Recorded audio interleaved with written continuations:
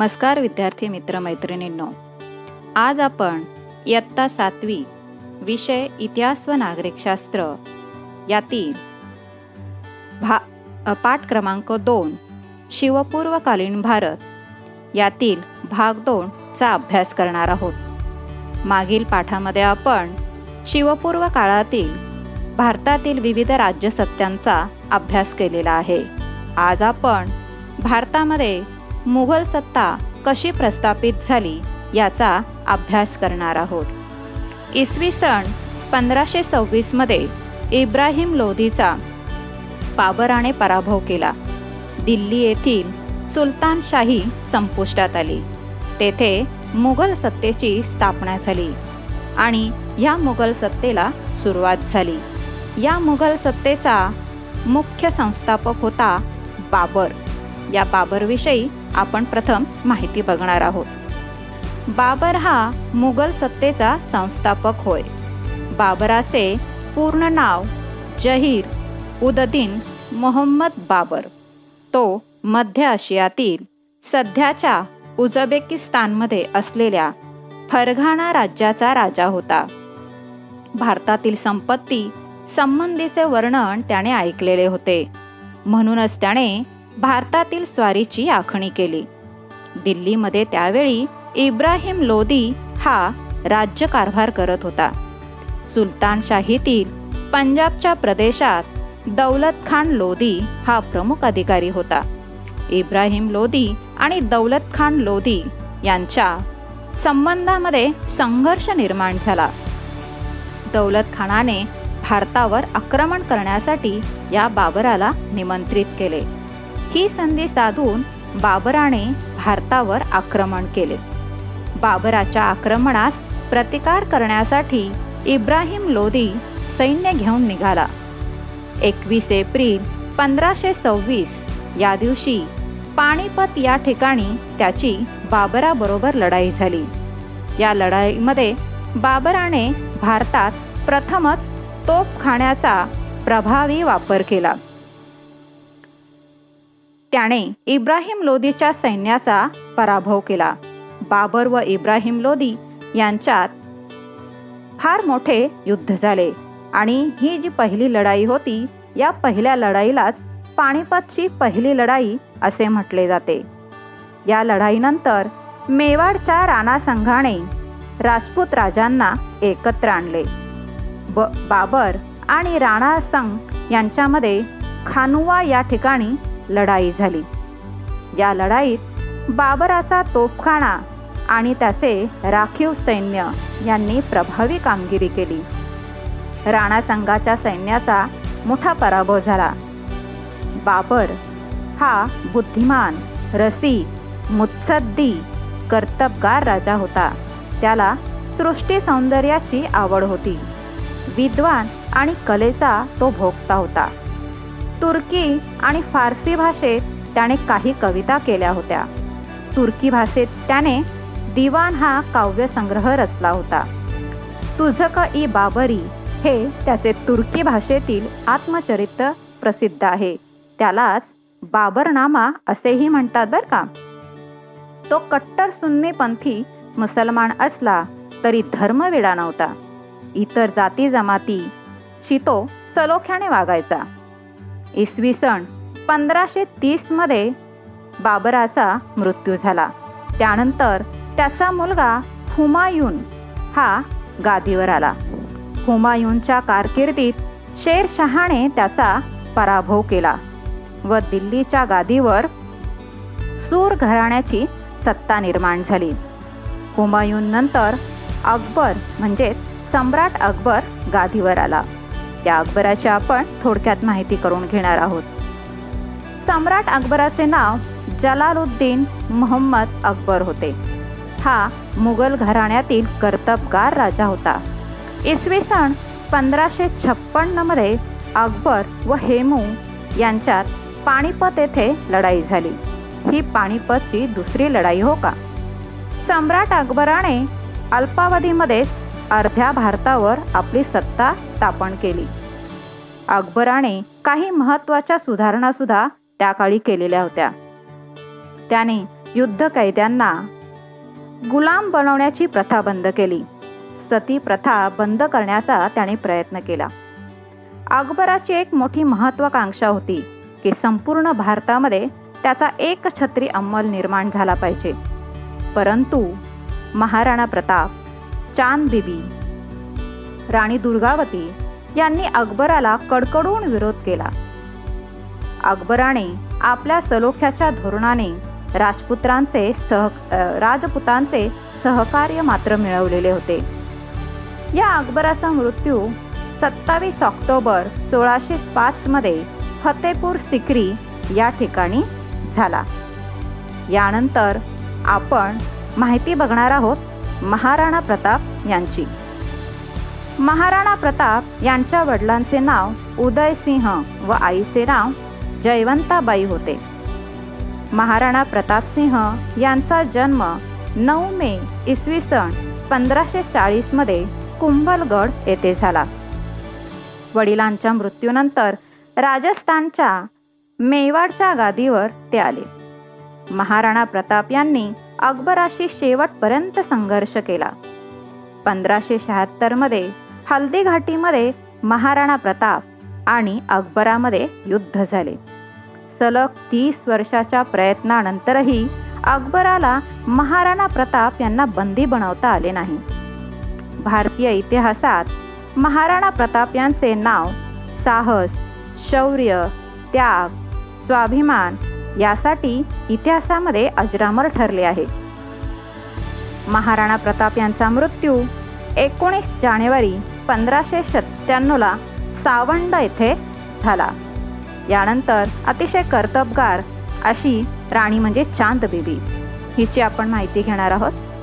चांद baby ही अहमदनगरच्या हुसेन निजामशहाची कर्तबगार मुलगी होती. तिला अरबी, फारसी, मराठी, कन्नड, तुर्की या भाषा येत होत्या. तिचा विवाह विजापूरचा पहिला अली आदिलशाह याच्याशी झाला. चांद बेबीला सतार वाजवण्याचा व फुलांचे चित्रे काढण्याचा छंद होता. इसवी सन 1595 मध्ये मुघलांनी अहमदनगर या निजामशाहीच्या राजधानीवर हल्ला केला. तेव्हा चांद बिबीने निजामशाही सैन्याचे नेतृत्व करत मोघल सैन्यास रोखून धरले. तिची मोघलांशी युद्धबंदीच्या तहाची बोलणी सुरू झाली.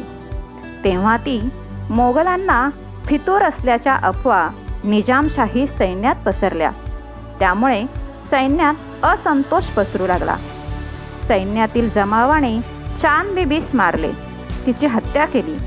पुढे मुघलांनी अहमदनगरचा किल्ला जिंकून घेतला. मात्र निजामशाहीचे संपूर्ण राज्य मुघलांच्या ताब्यात आले नाही. यानंतर आपण माहिती घेणार आहोत राणी दुर्गावतीची. 1542 साली राणी दुर्गावती यांचा विवाह गौंड घराण्यातील राजा संग्रामशहा यांचे सुपुत्र दलपतशहा याच्याशी झाला होता. विदर्भाचा पूर्व भाग, त्याच्या उत्तरेचा मध्य प्रदेशचा भाग, आजच्या छत्तीसगडचा पश्चिम भाग, आंध्र प्रदेशचा उत्तर भाग आणि ओडिसाचा पश्चिम भाग या प्रदेशाला तेव्हा गोंडवन असे म्हणत. लग्नानंतर 4 वर्षातच राणी दुर्गावतीच्या पतीचा मृत्यू झाला. पण पतीच्या मृत्यूनंतरही त्यांनी गौंड घराण्याचा राज्यकारभार उत्तम रीतीने सांभाळला. याच वेळी अकबराला मध्य भारतात आपला सत्ता विस्तार करायचा होता. म्हणून त्याने या बाबतचा प्रस्ताव राणी दुर्गावतीकडे पाठवला. मात्र राणीने प्रस्ताव धुडकावून त्याच्याशी युद्ध पुकारले. युद्धात जखमी झाल्याने अकबराविरुद्ध लढताना प्राणार्पण केले. पण ही राणी अकबराला शरण गेली नाही, तिने शरणागती पत्करली नाही. यानंतर मुघलांचा अतिशय खूप वर्ष राज्य करणारा बादशहा म्हणजे औरंगजेबाविषयी आपण माहिती जाणून घेणार आहोत. औरंगजेबचे पूर्ण नाव अबुल मुझफ्फर मुहुद्दीन मोहम्मद औरंगजेब होते. भारतावर राज्य करणारा तो 6वा मुघल बादशाह होता.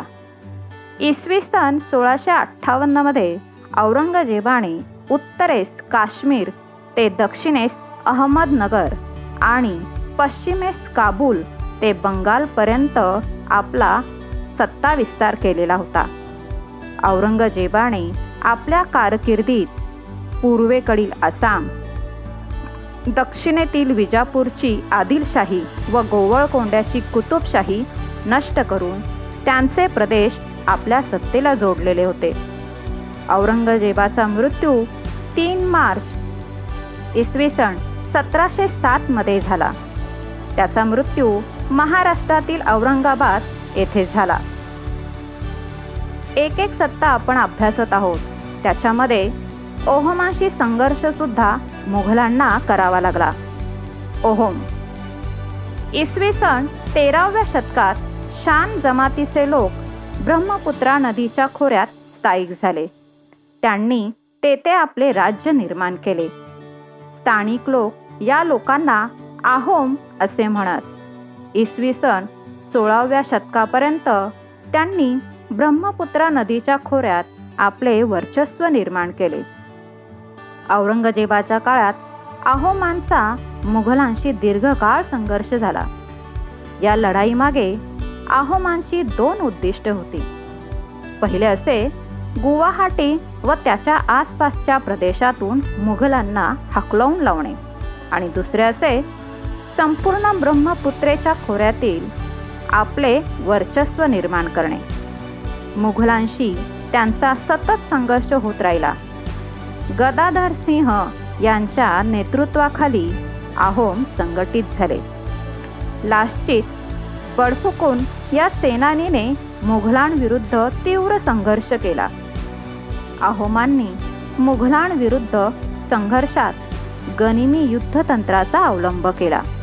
मुघलांना आसाममध्ये आपली सत्ता दृढ करणे किंवा निर्माण करणे या आहोमांमुळे अशक्य झाले.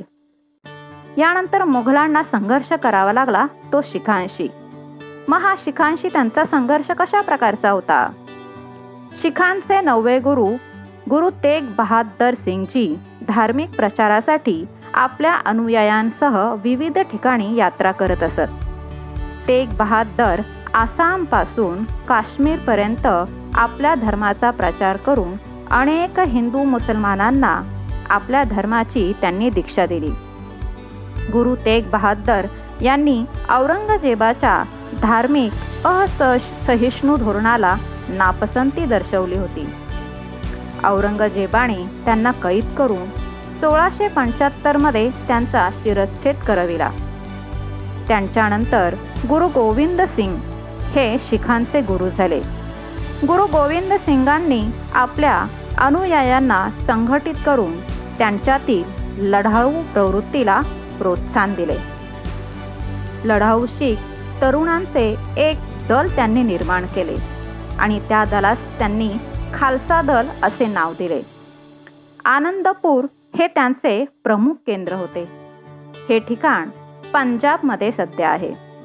औरंगजेबाने शिखांविरुद्ध सैन्य पाठवले. त्यांच्या फौजांनी आनंदपूरवर हल्ला चढवला. त्यावेळी शिखांनी प्रखर झुंज दिली, परंतु त्यांना यश आले नाही. यानंतर गुरु गोविंद सिंग दक्षिणेत आले. इसवी सन 1708 मध्ये नांदेड मुक्कामी त्यांच्यावर हल्ला झाला. पुढे त्यातच त्यांचे निधन झाले. नंतर मुघलांना संघर्ष करावा लागला तो राजपुतांशी. अकबराने आपल्या सलोख्याच्या धोरणाने राजपुतांचे सहकार्य मिळवले होते. मात्र औरंगजेबाला राजपुतांचे सहकार्य काही मिळवता आले नाही. मारवाडचा राणा जसवंत सिंग याच्या मृत्यूनंतर त्याचे राज्य औरंगजेबाने मुघल साम्राज्यास जोडून घेतले. दुर्गादास राठोड याने जसवंत सिंगाचा अल्पवयीन मुलगा अजित सिंह याला मारवाडच्या गादीवर बसवले. मग हा दुर्गादास राठोड कोण होता? तर हा दुर्गादास राठोड हा मारवाडचा सरसेनापती होता. त्याने अजित सिंहाच्या वर्चस्वाखाली मुघल विरोधी मोठा संघर्ष केला. दुर्गादासाचा हा प्रतिकार मोडून काढण्यासाठी औरंगजेबाने राजपुत्र दुसरा अकबर याला मारवाडमध्ये पाठवले. राजपुत्र अकबर हा स्वतः राजपुतांना जाऊन मिळाला आणि त्याने औरंगजेबाच्या विरुद्ध बंड पुकारले.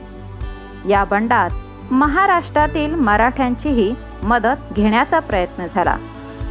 दुर्गादास राठोड याने मारवाडच्या अस्तित्वासाठी मुघलांविरुद्धचा हा संघर्ष पुढे सतत चालू ठेवला. यानंतर मुघलांना संघर्ष करावा लागला, तो मोठ्या प्रमाणामध्ये म्हणजे मराठ्यांशी मुघलांना अनेक वर्ष संघर्ष करावा लागला. महाराष्ट्रात शिवाजी महाराजांनी स्वराज्याची स्थापना केली. त्यांना स्वराज्य स्थापन करण्याच्या या प्रयत्नामध्ये इतर शत्रूंबरोबरच मुघलांशीही संघर्ष करावा लागला. शिवाजी महाराजांच्या मृत्यूनंतर संपूर्ण दक्षिण भारत जिंकून घेण्याच्या हेतूने औरंगजेब दख्खनमध्ये आला.